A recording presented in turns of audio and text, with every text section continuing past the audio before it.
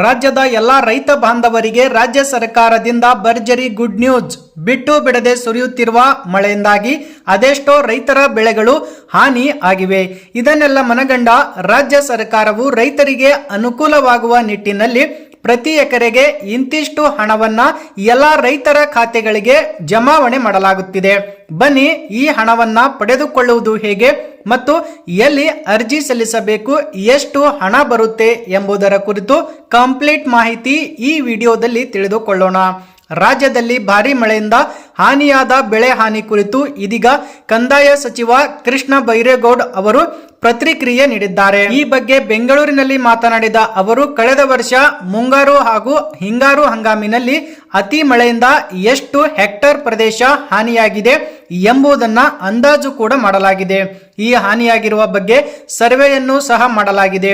ಭಾರಿ ಮಳೆ ಹಾನಿಯಿಂದ ಹಾನಿಯಾದ ಎಲ್ಲ ರೈತರ ಖಾತೆಗಳಿಗೂ ನೇರವಾಗಿ ಹಣ ಪಾವತಿ ಮಾಡಲಾಗುತ್ತದೆ ಎಂದು ಕಂದಾಯ ಸಚಿವ ಕೃಷ್ಣ ಬೈರೇಗೌಡ ಮಾಹಿತಿ ನೀಡಿದರು.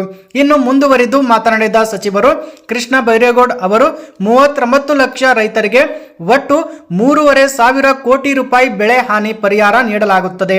ಯಾವ ರೈತರು ಕೂಡ ಆತಂಕ ಪಡುವ ಅಗತ್ಯ ಇಲ್ಲ. ಎಲ್ಲರ ಖಾತೆಗೂ ಸದ್ಯದಲ್ಲೇ ಬೆಳೆ ಹಾನಿ ಪರಿಹಾರ ಬರುತ್ತದೆ ಎಂದು ಸ್ಪಷ್ಟಪಡಿಸಿದ್ದಾರೆ. ಇದೀಗ ಕೇಂದ್ರ ಸರ್ಕಾರ ನಮಗೆ ನಯ ಪೈಸೆಗೂ ಬರ ಪರಿಹಾರ ಬಿಡುಗಡೆ ಮಾಡುತ್ತಿರಲಿಲ್ಲ. ಆದ್ದರಿಂದ ನಾವು ಸುಪ್ರೀಂ ಕೋರ್ಟ್ಗೆ ಅರ್ಜಿ ಹಾಕಿದ್ದೆವು. ಸುಪ್ರೀಂ ಕೋರ್ಟ್ ಸೂಚನೆ ನೀಡಿದ ಬಳಿಕವೇ ಕೇಂದ್ರ ಸರ್ಕಾರ ಬರ ಪರಿಹಾರ ನೀಡಿದೆ ಎಂದು ಕಿಡಿಕಾರಿದರು. ಇನ್ನು ಸದ್ಯದಲ್ಲೇ ಬೆಳೆ ಹಾನಿ ಪರಿಹಾರ ರೈತರ ಖಾತೆಗಳಿಗೆ ಬರಲಿದೆ. ಯಾರೂ ಕೂಡ ಆತಂಕ ಪಡಬೇಡಿ. ನಮ್ಮ ಸರ್ಕಾರ ರೈತರ ಪರ ಇದೆ ಎಂದು ರೈತರಿಗೆ ಭರವಸೆ ನೀಡಿದ್ದಾರೆ. ಈ ಬಗ್ಗೆ ನೀವೇನಂತೀರಾ?